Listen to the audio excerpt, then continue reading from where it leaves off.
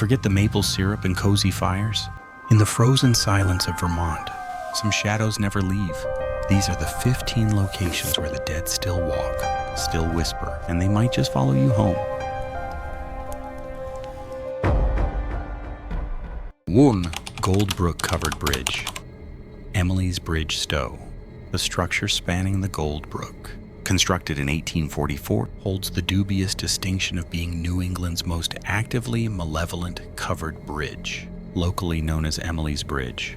The structure is tethered to the tragedy of a young woman in the late 19th century who, following betrayal or abandonment by a fiancé who never arrived, ended her life there. Though accounts vary on whether she jumped or utilized the heavy timber framing for a final, desperate act, the result is consistent. Her pervasive, wrathful spirit remains anchored to the enclosed space. Drivers traversing the narrow crossing report physical and electronic attacks that transcend mere folklore. Numerous witnesses describe deep, inexplicable scratch marks appearing on the paintwork of vehicles, particularly those moving slowly through the passage at night. Engine stalls are common, usually precisely at the midpoint of the structure, followed by the sound of rapid, heavy footsteps overhead on the exposed roof shingles. Those who linger document sudden, sharp decreases in temperature and overwhelming sensory input, faint, angry whispers, and occasionally a piercing, disembodied scream emanating from the shadows above the brook. The state of Vermont officially lists the bridge as a documented site of persistent paranormal activity, advising caution rather than investigation. The entity believed to be Emily is reportedly capricious and violent, targeting not just individuals who stop, but also those who mock or deface the structure. The danger is not merely spectral, it is a palpable, localized hazard of sudden vehicular failure and documented physical assault by an unseen force locked forever within the tight wooden confines of the crossing. 2. Norwich University Northfield. The rigid discipline of Norwich University imposes an unnatural stillness on the Northfield campus after taps, a silence often fractured by historical resonance. Cadets stationed in the oldest barracks and those studying late in Dewey Hall report the same auditory anomaly, the distinct, dragging scrape of boots on polished linoleum, perfectly timed to a slow marching cadence. This isn't the sound of a late return, it's a specific, spectral drill, an endless formation performed long after reveille. The story centers on an unnamed cadet from the early 20th century, a victim of intense psychological strain who tragically took his own life on campus ground, reportedly in an area near the current structure of North Hall. His restless spirit is not malevolent, only eternally bound to the formation he failed to complete, trapped in a relentless, silent repetition of duty. Witnesses claim to see a fleeting, gray shadow turn corners sharply, always accompanied by the faint scent of old wool and winter air, followed by an abrupt, impossible silence when the specter reaches the end of its invisible path. Security logs occasionally document unexplained alarm trips from vacated rooms on the 4th floor of the barracks, but patrols find only undisturbed beds and perfectly aligned lockers.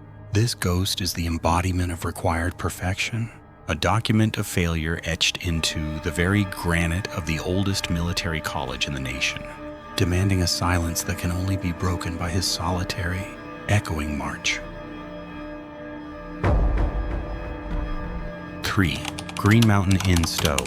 The Green Mountain Inn in Stowe, Vermont, represents an archetype of historical spiritual persistence. Established in 1833, the structure served as a tavern and Civil War lodging site. Its extensive operational history providing opportunity for residual trauma, while the inn officially acknowledges the presence of Boots, a former handyman known for the scent of pipe tobacco and heavy work boots on the 3rd floor. Paranormal documentation consistently focuses on a figure known as Molly. Molly's legend is rooted in the inn's early years, often described as a maid who perished during the extreme winter weather common to the area. Her activity is frequently recorded in the older wing, specifically rooms 302 and 3, areas marked by chronic temperature anomalies inconsistent with the building's robust insulation and heating systems.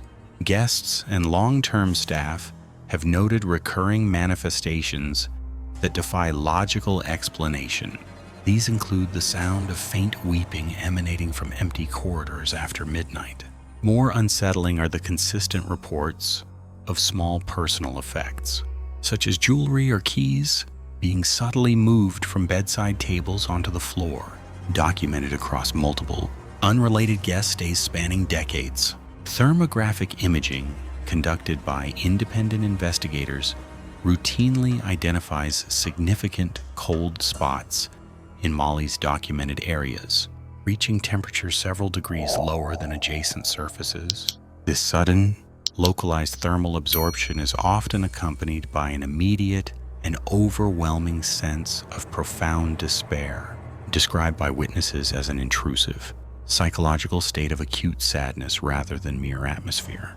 Management generally attributes the phenomena to old building quirks, wind drafts, or psychological suggestion inherent to the inn's reputation. However, the specificity of the reported events, the smell of phantom lavender, the momentary, low-level appearance of a shadow near the foot of the bed, the inexplicable drain on battery life within rooms 302 and 305 suggests a deeply rooted, non-residual entity. The Green Mountain Inn is not merely haunted by an echo of history. It appears to actively house an energetic residue whose specific and tragic circumstance remains locked within the fabric of the Hyde, Vermont winter, persisting in the cold air where Molly is said to have perished.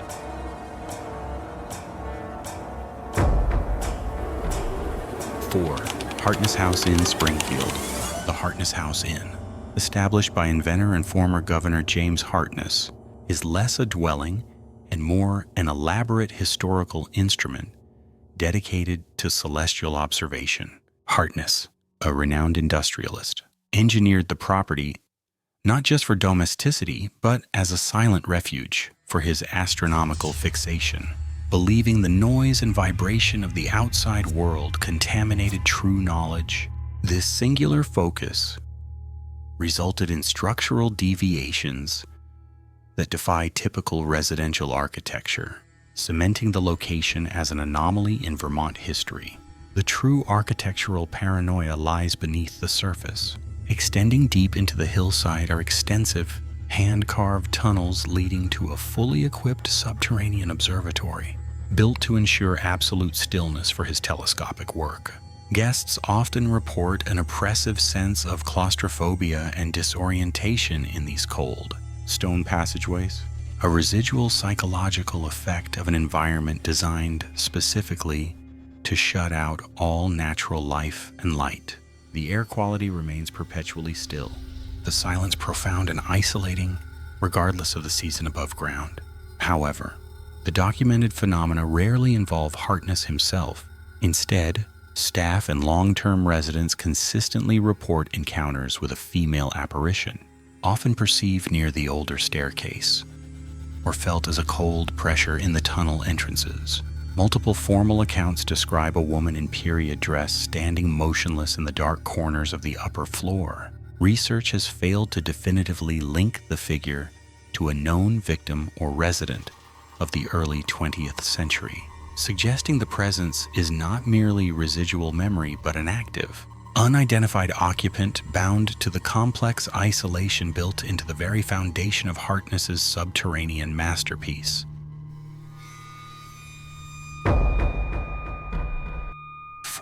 The Quechee Inn at Marshland Farm. Quechee.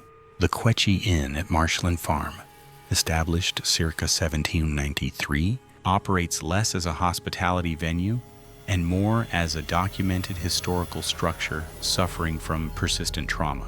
Situated along the Quechee River, the federal-style farmhouse was once the center of the Marsh family land grant.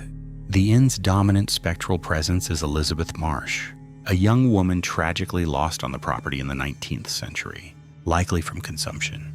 Elizabeth is routinely encountered by employees and guests, typically manifested by a severe drop in ambient temperature, often accompanied by the distinct scent of dried lavender.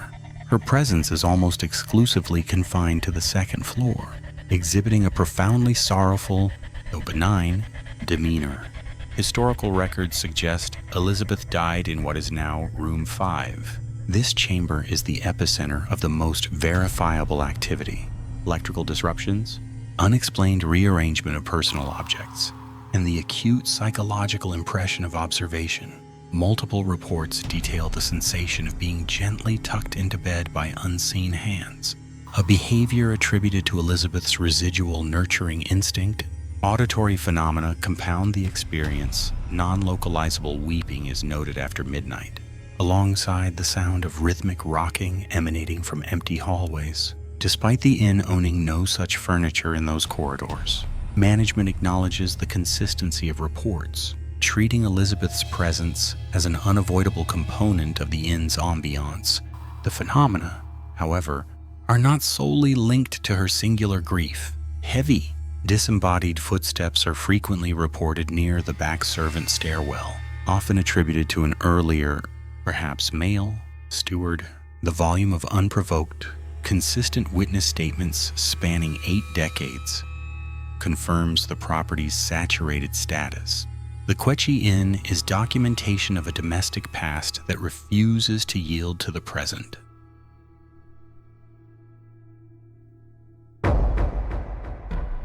Six, Lake Bomoseen, West Castleton. West Castleton, Vermont, hides a violent history beneath Lake Bomoseen's placid surface. During the final months of WWI, this lake country hosted Camp Fair Haven, a mobilization center which rapidly devolved into a major triage point for the 1918 influenza pandemic. Records from that autumn are fragmented, often obscured by swift post-war bureaucratic destruction. However, documented local mortality rates far exceeded official military tolerances. The camp became less a hospital and more a staging ground for the dead. The ground immediately surrounding the camp, especially the sandy, sloping terrain down to the water, was utilized for desperate mass burial. Due to the infectious nature and sheer casualty volume, staff used temporary, unmarked trenches rather than consecrated cemeteries. When the camp was decommissioned and swiftly dismantled in the early 1920s, these plots were paved over or allowed to revert to wetland without proper disinterment. The state of Vermont has consistently denied the presence of large-scale, unmarked graves along the bomoseen shoreline, routinely dismissing local sightings as residual quarry disturbances or geological shifts. This denial has persisted for generations. Fishermen and cabin renters near the old perimeter report sudden, inexplicable drops in air temperature, a penetrating cold that feels distinctly wet, even in summer.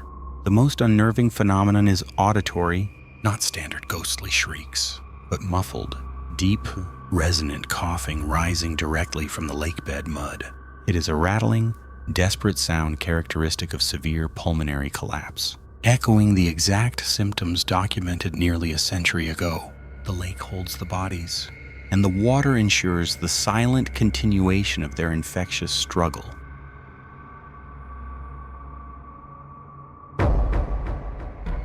Seven, Greenmount Cemetery, Montpelier. Greenmount Cemetery in Montpelier, established 1854, is a catalog of Vermont's political and industrial dead. Its historical integrity is undeniable, yet the grounds are shadowed by a consistent, documented phenomenon concerning one specific occupant, a Civil War veteran and notable local figure whose marble effigy refuses to stay facing due north. Visitors often cite a profound sense of surveillance near the plot, an unease sharpened by the knowledge that the statue, a highly detailed bust mounted on a tall granite column, supposedly reacts to scrutiny. The records dismiss this as myth, attributing movement to settling stone or prismatic refraction. But the local reports persist, dating back decades, describing the unnatural mobility of the monument dedicated to Colonel Thomas Saxton. Power, The tradition mandates a ritualistic acknowledgement of the deceased, or more commonly, a deliberate act of perceived disrespect. Those brave or foolish enough to circle the monument 3 times, counting out loud, claim to witness the subtle shift. It is never a dramatic turn, but a slow, agonizing rotation of the stone head, adjusting from looking straight ahead to observing the edge of the paved road, or, critically, directly at the retreating witness. The marble's gaze, once fixed on the horizon, becomes suddenly focused, personalized, and hostile. Maintenance staff, wary of vandalism and the historical precedent, routinely reset the bus's orientation, sometimes weekly, only to find the slow, inertial shift beginning anew shortly after their intervention. While skeptics argue for thermal expansion or minor seismic activity unique to this prominent hillside, the pattern holds. The movement always ceases when the bust is gazing directly toward the primary exit gates. It is not random, it is directed. Green Mount is not haunted by fleeting apparitions, but by a fixed stone presence that actively monitors the perimeter of its resting place, using documented rotational force to maintain visual control. The horror is in the persistence, the documentation of an object seemingly refusing to comply with the laws of static memorialization, forever watching every person who attempts to leave Montpellier's silent city.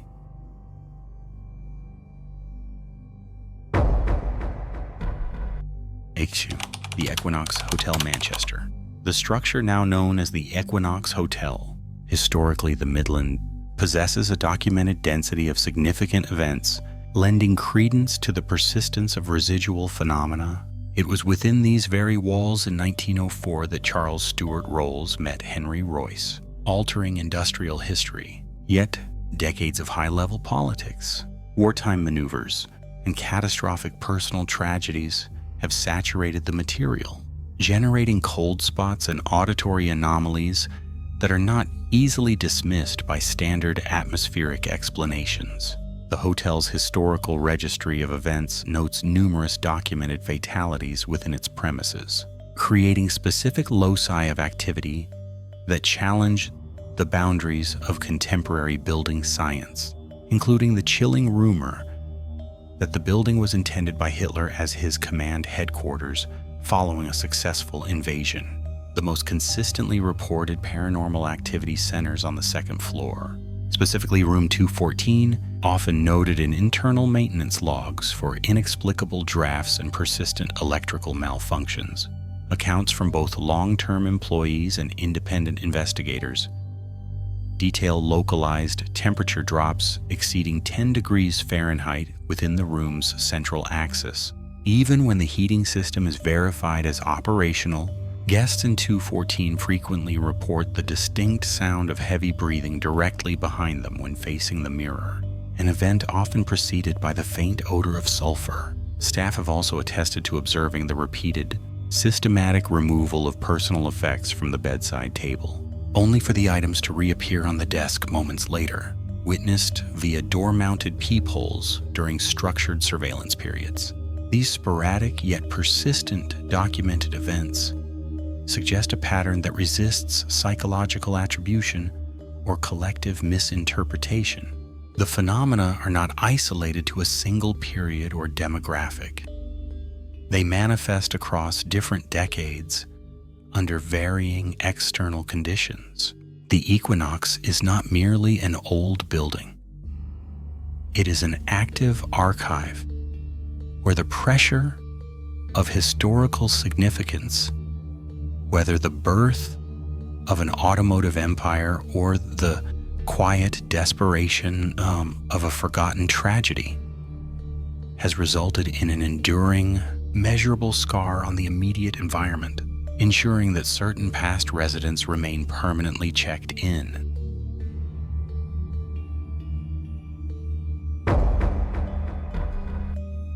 Ninth, the Saxton's River Inn. Saxton's River. The Saxton's River Inn, erected in 1899, presents a facade of Vermont hospitality, yet its long history is punctuated by reports of unexplained activity. Staff almost unanimously reference Eunice, the inn's resident entity, frequently described as an elderly, non-threatening woman, likely a former cook or proprietor.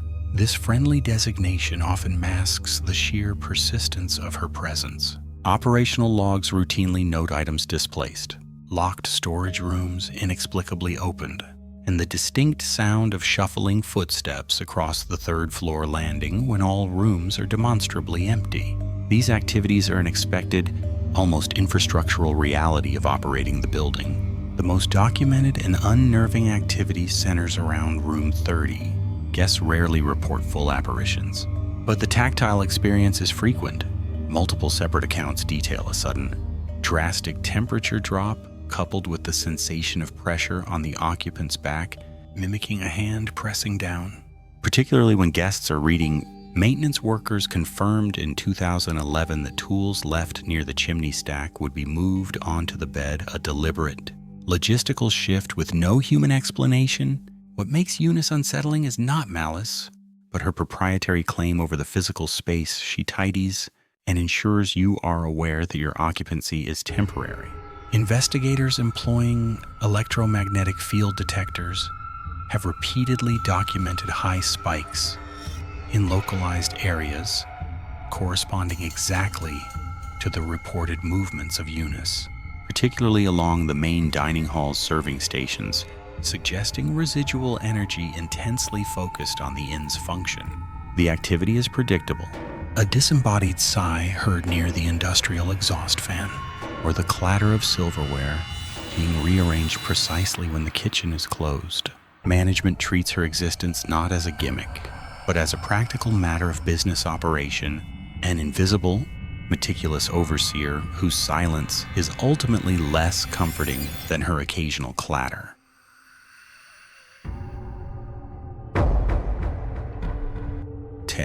Marble Mansion Inn, Fairhaven. The Marble Mansion Inn, established in 1883 by industrialist Alistair Everett, is a definitive example of Gilded Age excess, built almost entirely from Vermont Danby marble. Everett, notorious for his meticulous, nearly obsessive control over the construction, personally oversaw the sourcing and installation of every slab, often working through the night to ensure perfection.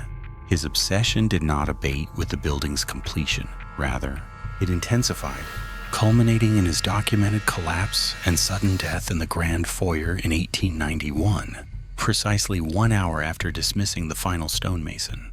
The official record lists acute cardiac arrest, but local lore suggests the shock of discovering a single, barely perceptible structural flaw in the ballroom's central mantelpiece precipitated the fatal event. Contemporary management logs dating back to the 1920s indicate recurring, specific disturbances centered around the foundational supports in the main staircase. These are rarely visual.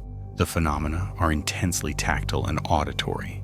Guests and staff frequently report localized, dramatic drops in temperature, often preceding the distinct, faint sound of a steel rule or a small hammer scraping across polished stone.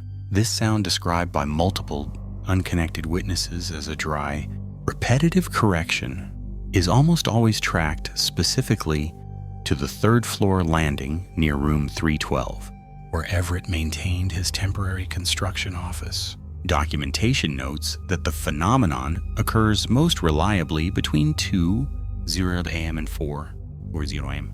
The exact hours Everett was known to perform his final critical structural checks before dawn. The persistent legend posits that Alistair Everett, having died auditing his own creation, continues his rigorous inspection, eternally ensuring the structural perfection of the edifice. Inn staff routinely find minute, almost microscopic, pencil marks drawn in tight, controlled angles on the carved banisters and marble baseboards in the morning. Marks that defy logical explanation or physical access given the secured nature of the building overnight. These markings, along with the unsettlingly precise, persistent sound of measurement tools and the faint but distinct scent of fresh-cut stone permeating the lower hall after midnight, suggest an ongoing, spectral attempt by Everett to finalize a project that, in his estimation, remains eternally incomplete. the Marble Mansion Inn remains structurally flawless, perpetually under the rigid, spectral scrutiny of its founder.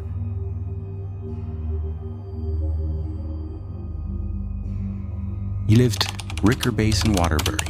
The geographic designation known as the Ricker Basin, part of the Winooski River drainage near Waterbury, Vermont, carries a history of forced erasure, beginning with the 1927 flood. That deluge not only tore away roads and structures, but systematically rearranged the landscape, depositing the remains of the dead and fragmented foundations into shifting, anonymous graves. Documentation notes dozens were reported missing in the area, the official body count failing to account for those permanently trapped beneath the silt and debris. The true tragedy was the statistical ambiguity, the loss of definitive resting places, a haunting written into the bedrock. The problem of catastrophic overflow was subsequently addressed through hydraulic engineering, culminating in the Waterbury Reservoir construction. This necessitated the calculated flooding of the Ricker Basin lowlands, a deliberate industrial submergence. What was swallowed were the remnants of early homesteads, logging routes, and critically undocumented cemeteries and unofficial flood burials. The reservoir transformed the valley floor into an immense cold storage locker for fragmented history. Construction reports detail finding isolated, shallow graves and disturbed foundations that had to be stabilized or paved over beneath the rising waterline. Technical documentation categorized these findings as mitigated geographical anomalies. Today, the Ricker Basin is deceptively placid, yet routine surveys by law enforcement and divers have documented severe anomalies in specific deep sections, equipment malfunction, rapid, unexplained drops in temperature, and persistent, low-frequency, rhythmic knocking sounds like wood striking rock are frequently noted in areas correlating to the deepest submerged valleys. The most disturbing recurring observation, detailed in unofficial dive logs, is the brief, consistent visibility of thin objects resembling fragmented fence posts or crude wooden crosses, swaying upright in the deep currents, disappearing the moment a light source focuses on them. These artifacts are believed to be the sacrificed markers of those whose rest was intentionally drowned to manage the river's wrath.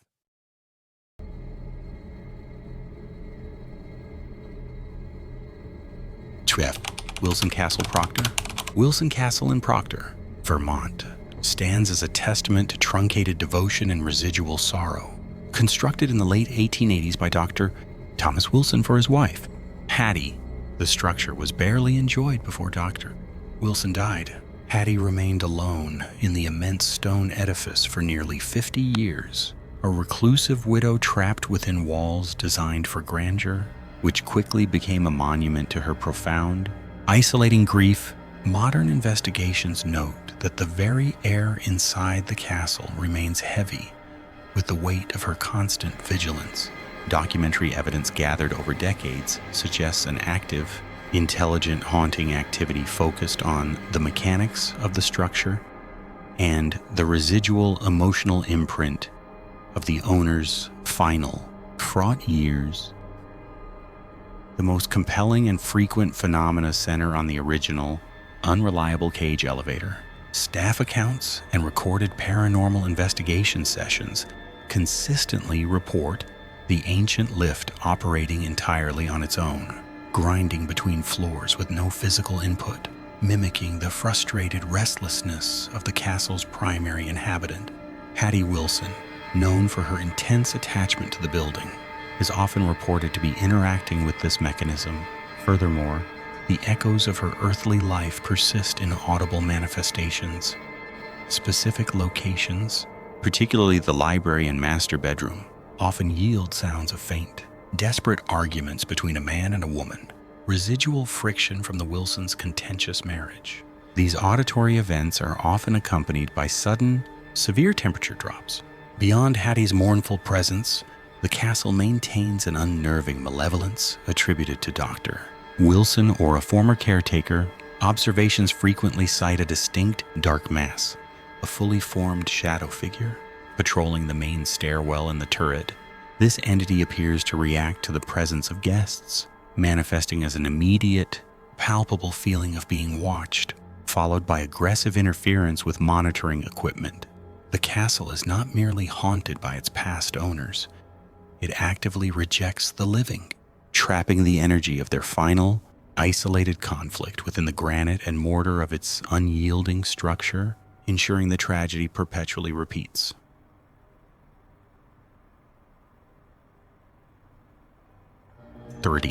University of Vermont, Burlington, Converse Hall, a towering neo-Romanesque dormitory built in 1895, serves as the epicenter of UVM's most documented haunting. The phenomena are not relegated to attic whispers, but manifest as chilling physical interactions, repeated consistently across decades of residency. Students and staff have reported the distinct sound of a heavy brass keychain jingling across the third-floor landing, always preceding an immediate, icy drop in temperature and the unmistakable, lingering scent of stale pipe tobacco.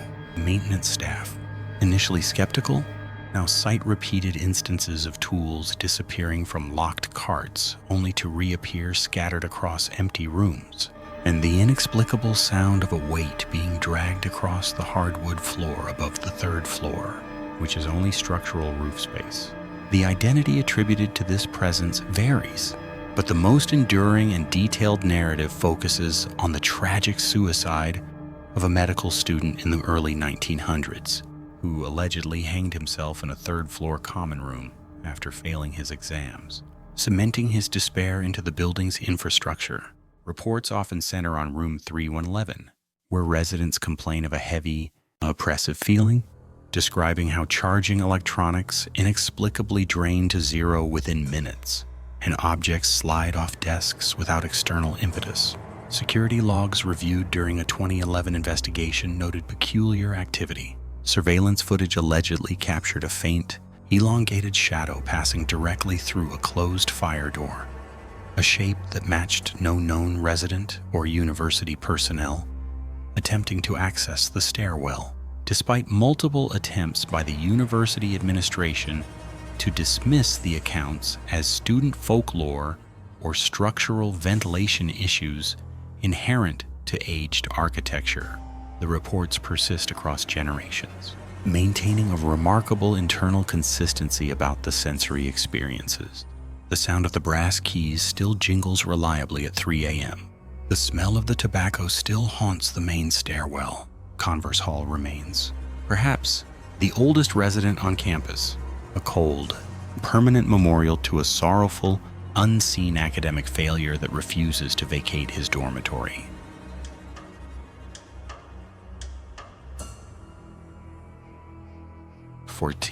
Hyde Manor, Sudbury. Hyde Manor, designated Site 14 in the Regional Registry of Anomalous Architecture, stands as a grim example of late 19th century New England affluence, abruptly curtailed by domestic tragedy. Constructed near Sudbury in 1891 by industrialist Elias Hyde, the estate's notoriety stems entirely from a 1904 incident. A catastrophic fire consumed the eastern nursery wing, claiming the life of 7-year-old Clara Hyde. Local fire logs confirmed the blaze was exceptionally swift, and while the cause was never definitively proven beyond faulty wiring, subsequent reports detailing the incident often dwell on the testimony of groundskeepers who distinctly heard the child screaming for several minutes.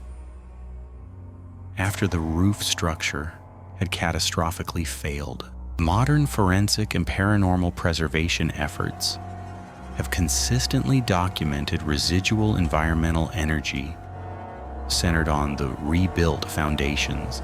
The most common manifestations are localized temperature drops and an intense, though transient, scent of burnt cotton or wood smoke, reported primarily during the early hours of March 13th, the anniversary of the disaster. Furthermore, The property's sensitive internal monitoring systems often register highly specific auditory data in the unoccupied areas of the east wing. A low, rhythmic weeping that professionals struggle to dismiss as simple structural settling or wind noise. The current owners, the Melford family, reluctantly documented an escalation in activity following a major restoration in 2018. They installed a sophisticated, networked smoke detection system throughout the manor. In 2021, records show that the primary detector in the main hall, a system completely disconnected from the original 1908 wiring, began to register unexplained false alarms. These alarms trigger only between 7 a.m. and 3:15 L, precisely the 8-minute window in which the original blaze was recorded as consuming the nursery wing. Documentary efforts continue to analyze these data spikes, seeking any material explanation for this chilling temporal repetition. Fifth, the Hayden House, Albany. The Hayden House, a significant residential structure near Albany's Lafayette Park, is intrinsically linked to the 1893 demise of Eleanor Hayden. Historical records confirm her death by consumption, though local lore emphasizes a protracted, isolated suffering that preceded it. A profound emotional decay, said to have infused the property. This context provides the foundation for decades of documented and repeatable paranormal observation, concentrated specifically within the second-floor master suite and the adjoining hall. Investigators routinely catalog physical anomalies tied to this haunting. Specific cold spots, sometimes 15 degrees Fahrenheit below the surrounding ambient temperature, appear consistently near the central staircase, often accompanied by the distinct, heavy fragrance of antique lilac perfume. However, the most disruptive evidence is auditory. Multiple tenants have reported the unnerving sound of heavy furniture or something heavier, resembling a body being violently dragged across the empty floorboards directly overhead, occurring reliably between 0 a.m. and 4 a.m. This noise instantly ceases upon any attempt to physically verify the source, suggesting an intelligent response to intrusion. The consensus among researchers is that the Hayden House embodies not a traditional ghost, but a persistent, overwhelming residue of terminal despair. Attempts to utilize the property long-term have failed. Occupants consistently report crippling anxiety, pervasive melancholy, and a debilitating feeling of being watched from the shadows of the empty hall. The house remains structurally sound but perpetually uninhabitable, a physical archive of profound, unresolvable sorrow that actively resists modern tenancy. There you have it, 15 locations proving the Green Mountain State is also one of the spookiest places in America. If these chilling stories have you ready to grab a flashlight and venture out, you're in luck. Next time, we're switching focus from the where to the how, taking a deep dive into the essential gear used by professional paranormal investigators. Don't miss our upcoming look at the technology that might just capture undeniable proof. Be sure to hit that subscribe button and turn on notifications so you're ready for our next ghostly investigation.